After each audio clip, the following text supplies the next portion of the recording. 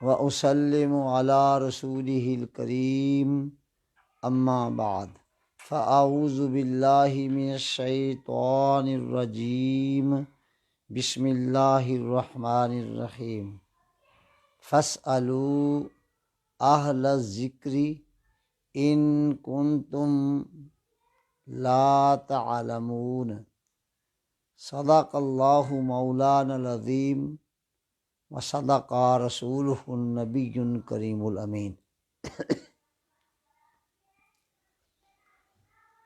حضرات محترم، اللہ تعالیٰ قرآن مجید میں ایک سے زیادہ مرتبہ یہ ارشاد فرماتا ہے کہ اگر تمہیں کوئی مسئلہ معلوم نہ ہو تو اہل ذکر یعنی اہل علم سے پوچھ لیا کرو۔ اسی حوالے سے ہم لاہور پاکستان سے آپ کی خدمت میں حاضر ہوتے ہیں۔ اصل میں ہم ہر اتوار کو حاضر ہوتے تھے، طبیعت کی خرابی اور بعض ناگزیر وجوہات کی بنا پر میں کچھ عرصہ حاضر نہ ہو سکا۔ الحمدللہ آج بہت بہتر ہوں اور حاضر ہوں۔ آپ کوئی سوال فرمانا چاہیں بلا ہچکچاہٹ و تردد فرما سکتے ہیں، اور ہم قرآن و حدیث کی روشنی میں جواب کے لیے حاضر ہیں۔ آپ جو بھی چاہیں پوچھیں۔ لائیے سوال۔ بسم اللہ الرحمن الرحیم۔ وعلیکم السلام۔ حضور، کیا عورت عید کی نماز پڑھا سکتی ہے؟ یہ سوال محمد وحید کا ہے۔ جواب یہ ہے کہ عورت پر جمعہ فرض نہیں، عید بھی عورت پر واجب نہیں، لہذا جو اس پہ خود واجب نہیں ہے اس کی وہ جماعت کیسے کروا سکتی ہے؟ ظاہر طے شدہ مسئلہ ہے، اس پر لمبی چوڑی ابحاث یا دلال کی ضرورت نہیں ہے۔ عورت پر جمعہ بھی فرض نہیں ہے اور عید کی نماز بھی فرض نہیں ہے، اس نے پڑھانا کیا ہے؟ جی ہاں، البتہ صلاۃ التسبیح پڑھا سکتی ہے، وہ بھی درمیان میں کھڑی ہو کر امامت کرے گی، الگ مرد کی طرح ممیز ہو کر وہ امامت نہیں کرے گی۔ وعلیکم السلام۔ یہ سوال رانا حذیفہ کا ہے۔ حضور، کیا 11ویں شریف کا ختم ثابت ہے یا کہاں سے ثابت ہے؟ بیٹا، 11ویں شریف کا ختم لفظ 11 ہی سے ثابت ہے، اور اس پر میں نے آج سے کوئی 40 سال پہلے ایک بڑی پرزور تقریر کی تھی لفظ 11ویں پر۔ الحمدللہ رب العالمین، لفظ 11 ہی ہمارے اس ختم پاک کے ثبوت و جواز کے لیے کافی ہے۔ ھذا ما عندی والعلم عند اللہ۔ ویسے اس پر میں بات کرتا رہتا ہوں۔ الحمدللہ مجھے 11ویں شریف کے ساتھ چونکہ محبت ہے، میں حضور غوث اعظم رضی اللہ عنہ کا ایک ادنا ترین خادم ہوں، لہذا کہاں سے ثابت کیا؟ جہاں سے آپ ذکر کریں، جس سن میں، جس ماہ میں، جس سال میں، جس مہینے میں، جس دن میں، اور دن کی جس گھڑی میں آپ چاہیں اس میں ثابت کرو، اسی وقت اسی میں سے ثابت کر دوں گا۔ جی میں نے کئی بار کہا تھا، کسی نے مجھے کہا تھا میلاد شریف کا بنانا کہاں سے ثابت ہے، کیسے ثابت ہے؟ میں نے کہا تم دور صحابہ 110 سال کا ہے، 110 دور صحابہ یہ والے، یعنی ہجرت کے بعد سے 110 ہجری تک آخری صحابی زندہ رہے، تو پہلے والے اگر سال ڈال لیے جائیں ہجرت سے پہلے والے سال، تو وہ کتنے ہیں بیٹے مولانا علامہ صاحب؟ ہجرت سے پہلے والے سال 10، 20 سال وہ بھی ڈال لیں تو گویا دور صحابیت 130 سال کا ہے۔ 130 سال میں کوئی مہینے کا کوئی دن، کوئی سال، اس کی کوئی گھڑی اس کا ذکر نام آپ لے دیں، میں ثابت کر دوں گا کہ رسول اللہ کا میلاد پاک ہو رہا تھا، اور آج بھی سید عالم کا میلاد ہو رہا ہے۔ جی الحمدللہ، اس پر میں نے دلائل بھی دیے ہوئے ہیں۔ جی لیجیے۔ وعلیکم السلام ورحمۃ اللہ۔ یہ سوال محمد ارسلان کا ہے۔ حضور، میں جو بھی یاد کرتا ہوں بہت جلد بھول جاتا ہوں، کوئی وظیفہ عنایت فرما دیں۔ آپ تصور مصطفیٰ صلی اللہ علیہ وآلہ وسلم میں رہا کریں، آپ کو کچھ کبھی نہیں بھولے گا میرے چاند، ایسا یاد آئے گا، ادھر سے پکڑا اور ادھر لوگوں کے سامنے رکھ دیا۔ ابھی میں جمعے کو غالباً تقریر کر رہا تھا، ایک وقت ایسا آ گیا اس میں جس پر فقیر پر کچھ سختہ ستاری ہو گیا۔ اب لوگوں کو سمجھ نہیں آ رہی تھی یہ کیا کرے گا۔ میں نے کیا کرنا تھا، میں تو کسی کے تصور میں تھا اور میں مسکرا رہا تھا، لوگوں کو کیا خبر میں کیا دیکھ رہا تھا، کسے دیکھ دیکھ کر مسکرا رہا تھا اور مجھے کیا مزہ آ رہا تھا۔ باہر نہ ہو، جب دوبارہ میں اس سے باہر آیا کیفیت سے، تو پھر میں نے امام احمد رضا رحمۃ اللہ تعالی علیہ کا یہ شعر پڑھا،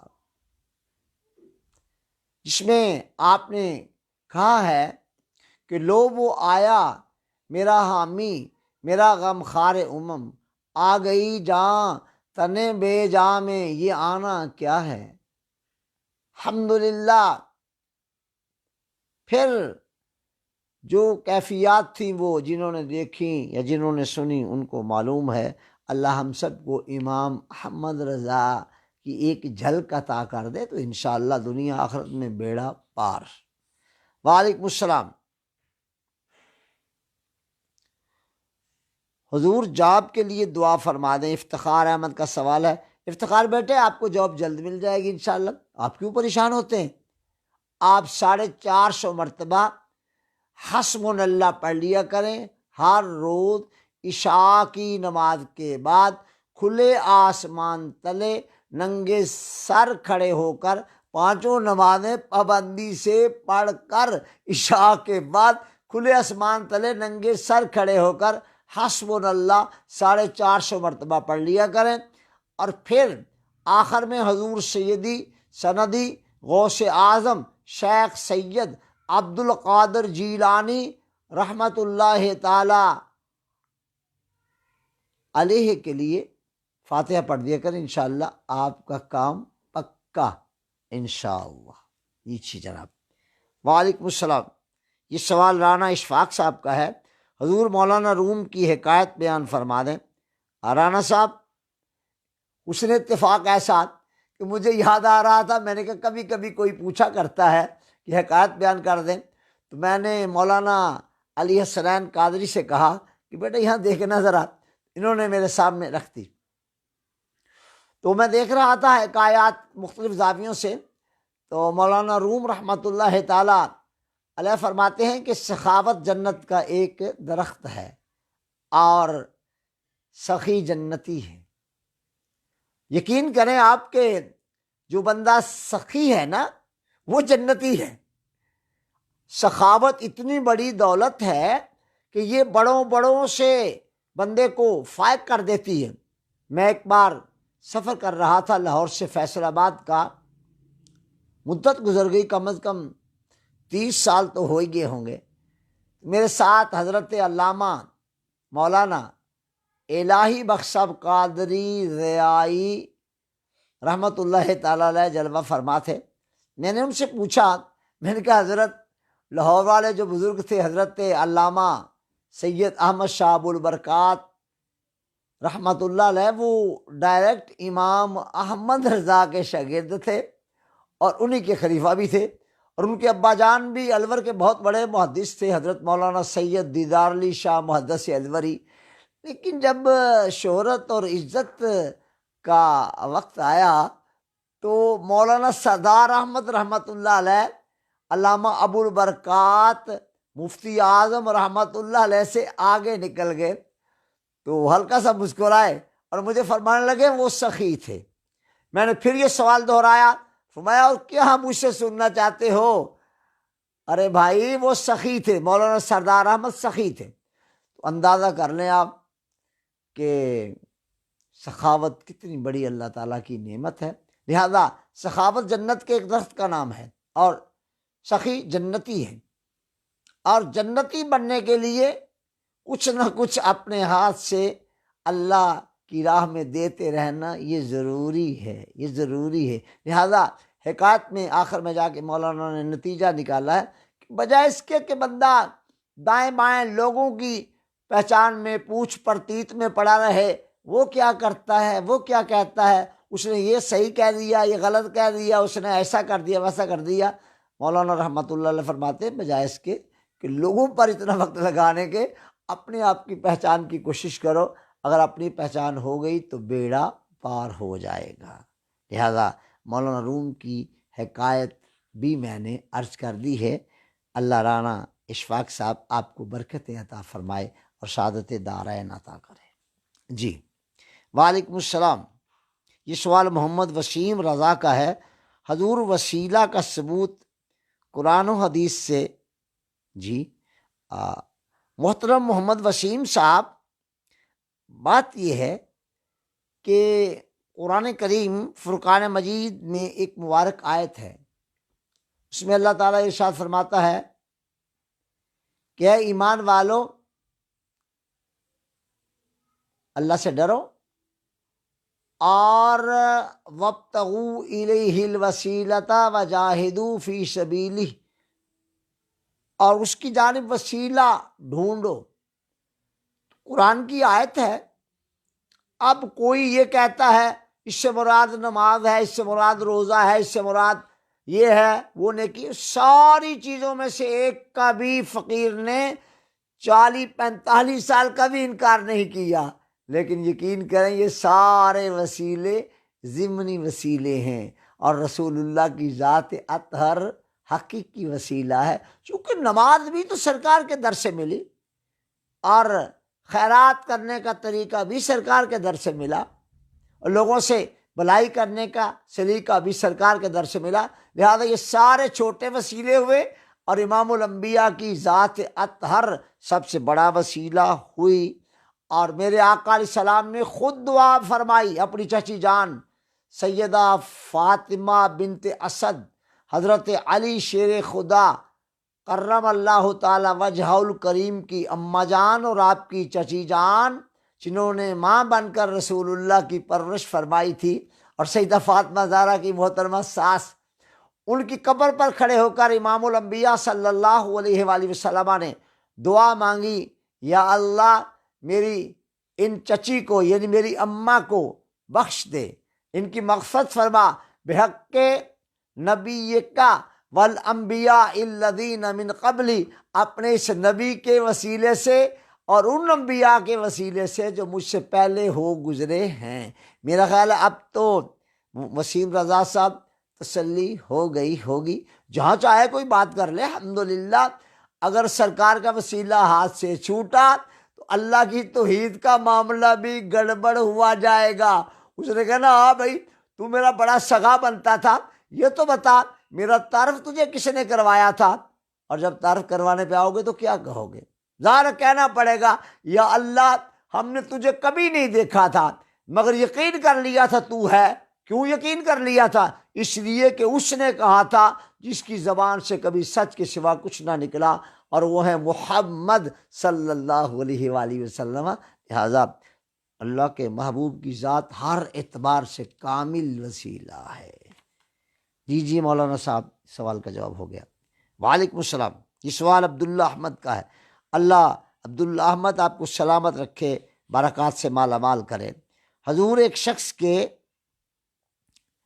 2 مختلف شہروں میں گھر ہیں، وہ کبھی ایک شہر اور کبھی دوسرے شہر رہتا ہے، تو اس کے لیے نماز کا کیا حکم ہے؟ جواب یہ ہے کہ جہاں سے ترک سکونت کر کے دوسری جگہ جا چکا، اب اگر ترک سکونت والی جگہ پر لوٹے گا تو نماز قصر ادا کرے گا، اور جہاں اب مستقل رہنا شروع کر دیا ہے وہاں پر پوری ہی نماز ادا کرتا رہے گا۔ ھذا ما عندی والعلم عند اللہ۔ صورت بدل جائے تو حکم نماز کا بدل سکتا ہے۔ جی وعلیکم السلام۔ یہ سوال رانا امجد ریاض کا ہے۔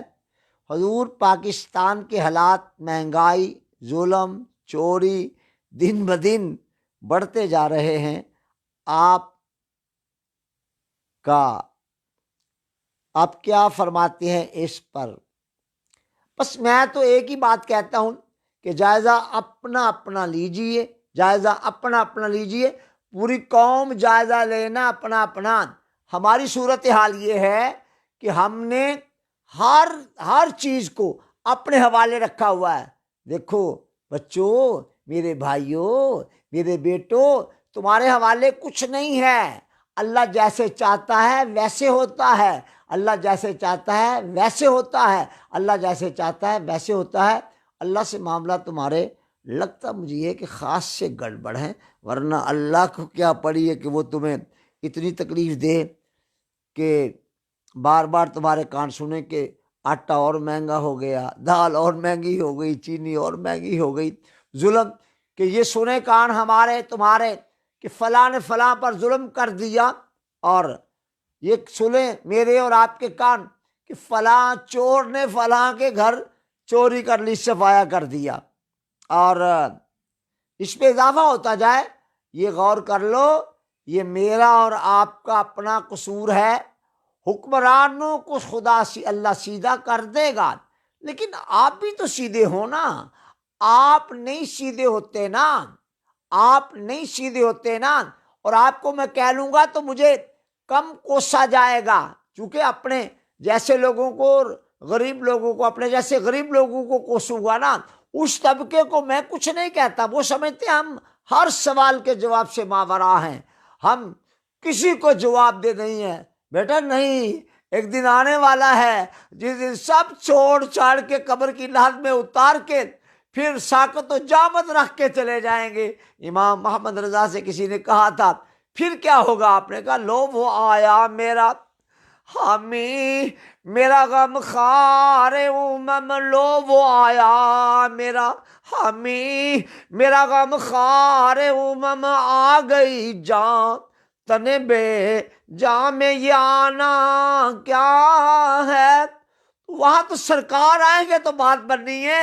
آج عقیدہ صحیح کر لو، آج اپنے اعمال صحیح کر لو، آج اپنے آپ کو رسول اللہ کے دامن کرم میں ڈال دو، آج اپنے آپ کو رسول اللہ صلی اللہ تعالیٰ علیہ وآلہ وسلم کے خدام کی فارس میں ڈال دو، آج اس فرشت میں شامل ہو جاؤ جو خدام رسول کی ہے صلی اللہ علیہ وآلہ وسلم۔ دیکھنا مزے کیسے ہوتے ہیں، پھر دیکھنا مزے کیسے ہوتے ہیں۔ یہ تو کٹ جانی میری، دیکھو کٹ گئی، تقریباً سپہر میں جا رہا ہوں، 60 سال سے اوپر جا رہا ہوں، لہذا اب یہی ہے کہ میں تو چاہ رہا ہوں کہ میرا شمار رسول اللہ کے خدام میں ہو جائے جی، اور پھر جب سرکار آئیں تو ملائکہ حساب کتاب ہمارا کرنے کے لیے سیدھے اور وہ فرما دیں کہ بندہ آزاد شدہ ہے یہ ہمارے در کا، بندہ آزاد شدہ ہے یہ ہمارے در کا، ہٹو اس سے، تقاضا کیا ہے؟ اللہ کر دے ایسا ہو جائے کہ انہیں سرکار فرما دے ہٹو اس سے، تقاضا کیا ہے؟ اس سے کیا حساب لیتے ہو؟ یہ ہمارا ہے، اس سے کیا؟ کسی ہے کوئی جو کسی کو اس طرح بچائے جس طرح آقا قبر میں آ کر بچائے گے؟ ہٹو اس سے، تقاضا کیا؟ کیا لیتے ہو اس سے حساب؟ اس پہ تمہارا کیا ہے؟ تم کون بچائے گا آ کر قبر میں؟ مدینے کے چاند، مدینے کے چاند، مدینے کے چاند، مدینے کے چاند، مدینے کے چاند، مدینے کے چاند، بس انہی سے لو لگا لو، ان کو اپنا آقا مان لو، ان سے محبت کرو، اور دین بھی وہی ہے جو ان کی محبت ہے نا، وہی یہی دین ہے۔ اللہ عمل کی توفیق دے۔ لائیے بیٹے اور سوال۔ وعلیکم السلام۔ یہ سوال زمان منیر کا ہے۔ حضور سنت موقدہ اور فرض ادا کرنے کا کیا طریقہ ہے؟ رہنمائی فرما دیں۔ سنت مؤکدہ یعنی پکی سنتیں، ان کو ادا کرنے کا طریقہ کہ 2 رکعتوں کے بعد آپ اتحیات پر بیٹھیں اور اب 2 رسولوں تک پڑھ کر اللہ اکبر کہہ کے کھڑے ہو جائیں اور اگلی 2 رکعتیں بھی مکمل فرما لیں، اور فرائض کی 2 رکعتیں پڑھنے کے بعد تیسری رکعت کے لیے کھڑے ہوں اور وہاں صرف فاتحہ کا پڑھیں، سورہ فاتحہ، اور تیسری میں بھی اسی طرح یہ رکعتیں مکمل فرما لیں، آپ کے فرض ادا ہو جائیں گے۔ موقعہ سنتیں اس طرح جس طرح فقیر نے عرض کیا، اور فرض اس طرح جس طرح فقیر نے عرض کیا۔ چونکہ نماز کی اصل میں فرائض میں رکعتیں 2 ہی ہیں۔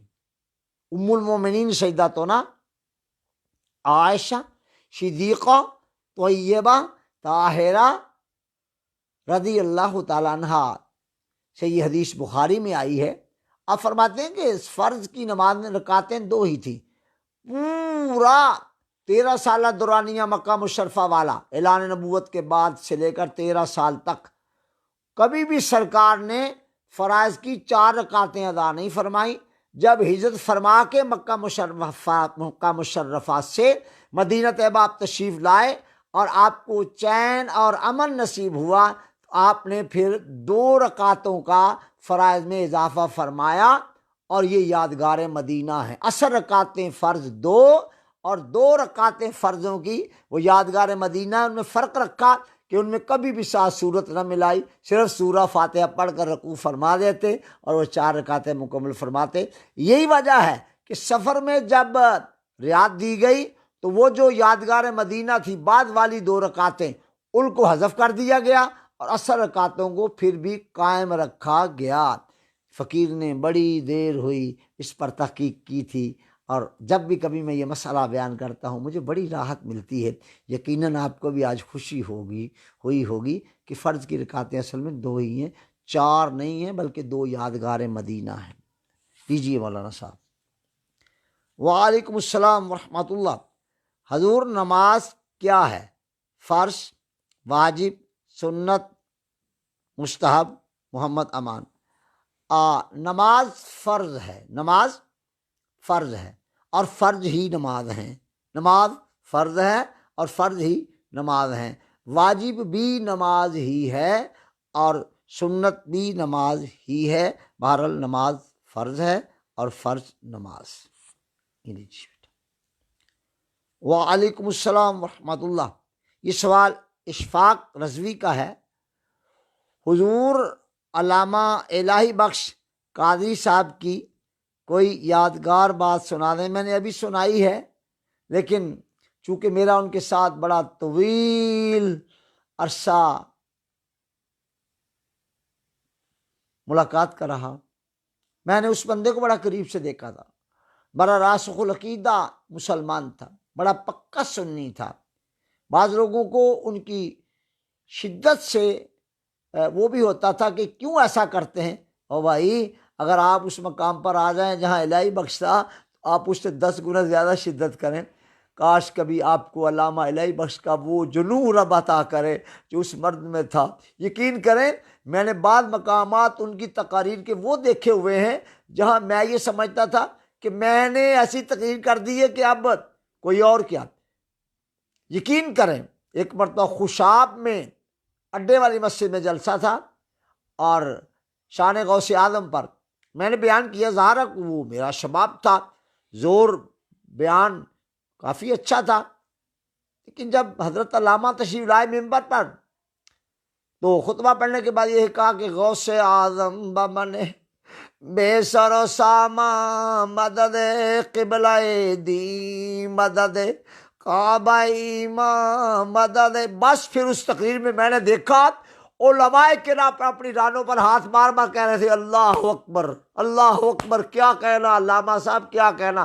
مجھے یوں لگا کئی بار کہ ابھی پردہ ہٹتا ہے تو غوث اعظم کا دیدار بالکل سامنے ہونے والا ہے۔ اس طرح کی وجد آفری کیفیات حضرت علامہ الہی بخش صاحب رحمۃ اللہ علیہ کی تقریر کی میں نے کئی بار دیکھی۔ وہ واقعی غوث اعظم رضی اللہ عنہ کی بارگاہ کا پسندیدہ بندہ تھا۔ اللہ ان کی قبر پہ کروڑوں رحمتیں نازل فرمائے، اللہ ان کی اولاد کو، ان کے بیٹوں کو، بیٹیوں کو برکات عطا فرمائے، ان کے مریدین کو اللہ تعالیٰ اپنے ہاں سے خصوصی برکات عطا فرمائے، فاروق بیٹے کی اللہ تعالیٰ حفاظت فرمائے اور ان کو دین کے کام میں راسخ فرمائے۔ دیجیے بیٹا۔ وعلیکم السلام۔ یہ سوال رانا امجد ریاض کا ہے۔ حضور، ملک پاکستان میں کرونا وبا کی وجہ سے تعلیمی ادارے بند ہیں، کیا یہ مغرب کی سازش نہیں؟ مسجدیں بند اور وہ ناچ گھر کھلے، سبحان اللہ، کیا کہنا اس قوم کا۔ مسجدوں میں فاصلے کر کے بیٹھو جی، اور مسجدوں میں آپ نے تلاوت کرنے نہیں بیٹھنا، دور دور بیٹھو، کرونا آ جائے گی۔ او بھائی کرونا شرونا کوئی نہیں آتی، او بھائی کرونا شرونا کوئی شے نہیں ہے، آپ کا اللہ پر اعتماد پختہ نہیں۔ میں وبا کے آنے اور وبا کے مضرات کا منکر نہیں، لیکن میں کہتا ہوں کہ جہاں مومن موجود ہوں وہاں وبا چلی آئے، ارے مومن کو دیکھ کر وبا دوڑ جاتی ہے۔ کیا باتیں کرتے ہو، مجھے کیا سناتے ہو، مجھے اس طرح کی باتیں نہ سنایا کرو۔ پاکستان کو قائم رہنا ہے انشاءاللہ، قیامت تک قائم رہنا ہے، مگر پاکستان کی طبقات سے کہتا ہوں تم نا اس میں یہ چھوڑ دو، میں مال جمع کر لوں، میں بڑے بڑے محلات بنا لوں۔ او پتر کسے ایک کتاب کسے مورخ نے کدی لکھیا ہوئے کہ فلانے بندے نے 10 کنال تے محل بنایا سی، او دے وچ آ چیزاں لائیاں سن تے اوتھے آ رکھیا سی، دکھا دو میں نے کسی کتاب وچ لکھیا ہوئے، اور میں دکھاتا ہوں۔ 10 صفحات مورخین نے لکھے ہیں کہ حضرت علامہ الشاہ امام احمد رضا رحمہ اللہ نے منظر اسلام نام سے مدرسہ بنایا بریلی شریف میں، اور اس مدرسہ کو چلانے کے لیے اپنی ذاتی زمینوں پر گئے اور جا کر پٹواری سے کہا کہ 750 ایکڑ زمین میرے ذاتی حساب میں سے منزل اسلام کے نام کر دو، اور لکھوایا کہ اس سے مدرسے کو اینٹیں نہیں لگیں گی، بلکہ اس سے انہیں اچھا کھانا کھلایا جائے گا، طلباء کو اچھے کپڑے پہنائے جائیں گے، اور وہاں دین پڑھانے والوں کو اعلیٰ درجے کی تنخواہیں دی جائیں گی۔ یہ ہے وہ طریق جو اللہ کے اس ولی نے سکھایا، جس کو رب نے مال بھی دیا تھا، علم و فن سے بھی نوازا تھا۔ میری دعا ہے اللہ کرے اب جو اس دور کے علماء ہیں، اللہ ان تمام علماء کو وافر مال و زر عطا کرے، اور اللہ تعالیٰ پھر اس کے ساتھ دل بھی عطا کرے کہ یہ دین کے نام پر اس کو صرف بھی کرے۔ یہ تھا امام احمد رضا خان قادری رحمۃ اللہ تعالیٰ علیہ کا اپنا انداز، اور یہ مجھ سے ایک بہت بڑے بزرگ سید سجاد رضوی رحمۃ اللہ علیہ نے بیان کیا تھا کہ ردولی کے مقام پر حضرت کی زمینیں تھی، وہاں تشریف لے گئے اور جا کر پٹواری کو کہا کہ یہ اس طرح کر دو۔ اور فرمایا اس کا مطلب یہ نہیں کہ اینٹیں لگاتے جائیں گے، عمارت بناتے جائیں گے، بلکہ طلبہ کو اچھی خوراک دیں گے، اچھا لباس پہنائیں گے، اور جو ان کو علماء پڑھائیں گے ان کو اچھے وظائف دیں گے۔ مدارس والوں اپنے پڑھانے والے علماء کو اچھی تنخواہیں دیا کرو۔ اب تو نے نئی بات کر دی، اب کیا بنے گا، ہمارا نظام کیسے چلے گا؟ کچھ بھی نہیں ہوتا، چل جائے گا، پیسے بھی آ جائیں گے۔ آپ ان اللہ والوں کی خدمت تو کر کے دیکھیے۔ لیجیے بیٹا۔